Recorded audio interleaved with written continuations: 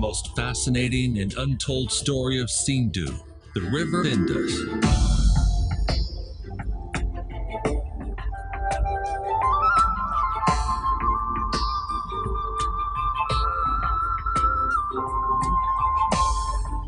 Come join us on an epic journey through 11,000 years of history, geography, and culture.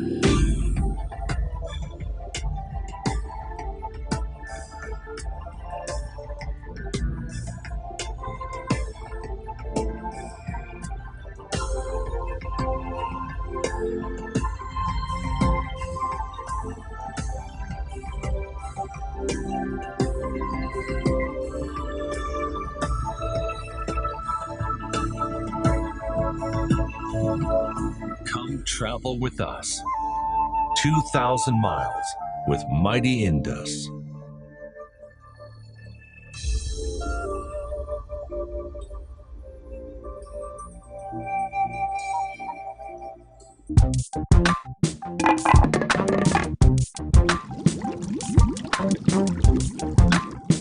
Hi guys, welcome to The Drop. I'm Maha. With me today I have Laaleen Sukhera. She's an author, a creative strategist, and now the country's first literary consultant.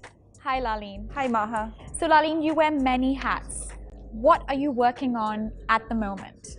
So Maha, I have a media background. I've been a magazine editor, a journalist for many years. I've also been a television producer here in Pakistan as well as in the United States and Britain.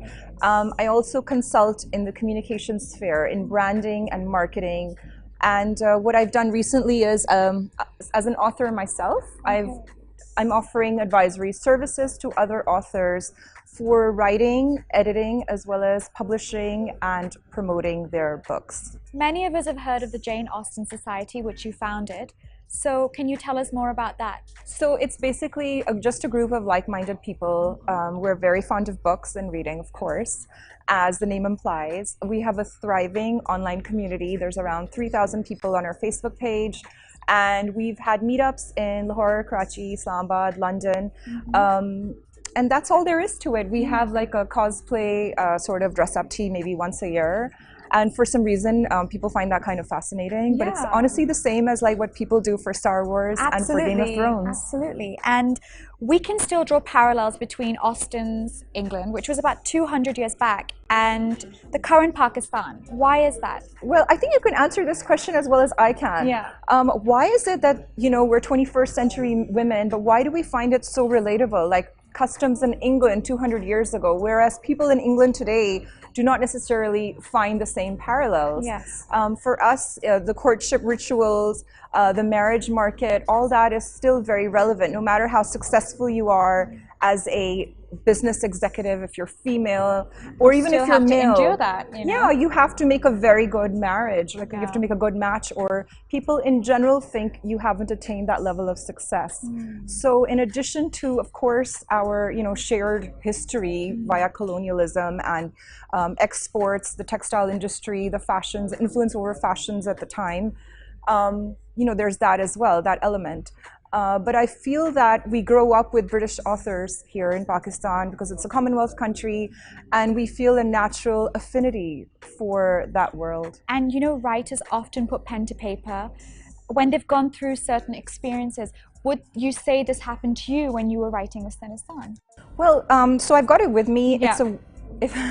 It's a work of fiction entirely. It is not autobiographical. Okay. There are 7 stories by 7 wonderful women. One of them, myself, not calling myself wonderful, You but are wonderful, though. It just happened that way. So basically I curated this, and we drew inspiration from Austen's works, from some of her novels, certain settings, characters, and scenes. So it is entirely fiction, correct. It is not, as you say, your own experience is drawn in. However, there's a lot of empathy, even though they're short stories and one can only go a certain depth with short stories. When you read it, you feel empathy towards some of the characters you would be surprised to feel empathy for. Like there's a character inspired by Mrs. Bennet, for example, and Lady Susan, and you know, they turn out to be unlikely heroines. And our heroines in our book, they vary in age, they vary in marital status. It's relatable. Yeah, I hope so. But we wrote it for ourselves. We didn't really think who's going to appreciate it, who's going to relate to it. So we were pleasantly surprised. And what I want to know is how you wrote, edited, and published this book within less than a year, actually, right? Yeah, so actually, it's kind of a crazy story. We had a really strong concept. Yeah. And when word of that concept got out, because I'm not one for keeping secrets. Yeah. So I'm the kind of person who will like announce something before I even do it. So the word got out and there was a lot of interest, you know, among agents and publishers. So before the manuscript was even ready, the offers were pouring in, which is unprecedented, and it was a delightful surprise. But I would say to budding authors out there, do not go by this example. We got very, very lucky, and we're very grateful. So between writing it, editing it, and publishing it, launching it, and for it to be, and you know, then we embarked on a book tour. So it was like all done in a year, which is insane. Fantastic. That's amazing.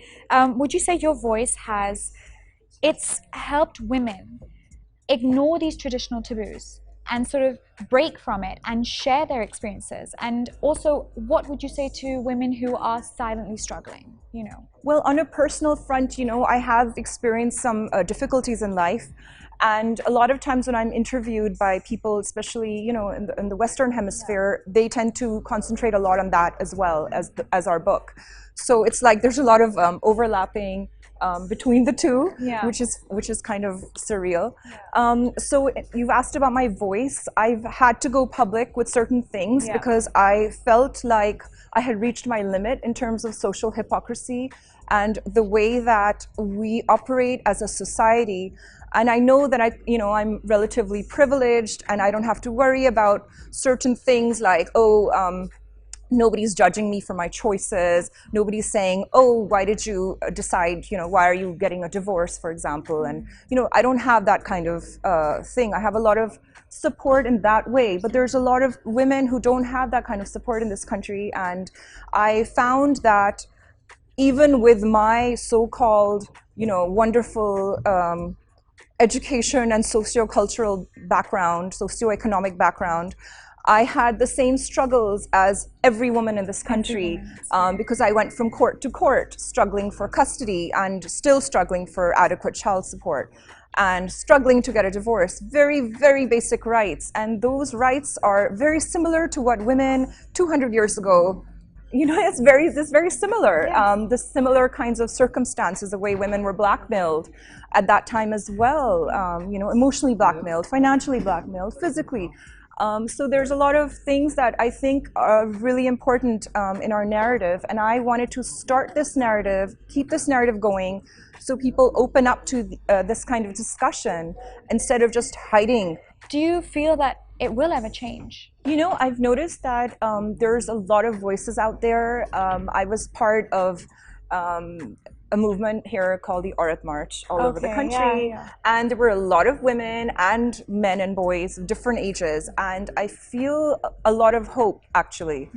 There's a lot less inhibitions about things that are oppressive and cruel towards families. And when I say families, I mean women and children specifically, but also men. You know, everybody's struggling with all kinds of things, from abuse of in all forms, whether it's physical, emotional, whether it's financial, and, you know, struggling with, you know, toxic masculinity, struggling with all kinds of restrictions that are actually against the law, but they're not being implemented correctly.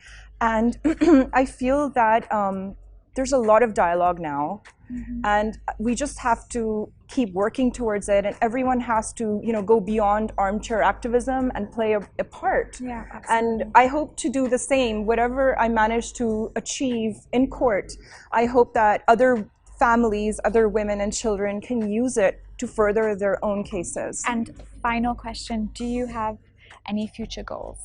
that you want to share? I have a very long bucket list. Okay. And one of the first few things on my bucket list I have already done in the last couple of years. One was publishing a book. And I've also tried to face my fears. One of these used to be being in front of a camera, because I've been behind a camera like most of my career. So now and I've done a bit of public speaking now as well. So I wouldn't say I'm better at it, but I would say I'm not terrified anymore. Thanks for coming today, Laaleen. That's all for today. Stay tuned for next time. You are watching The Drop.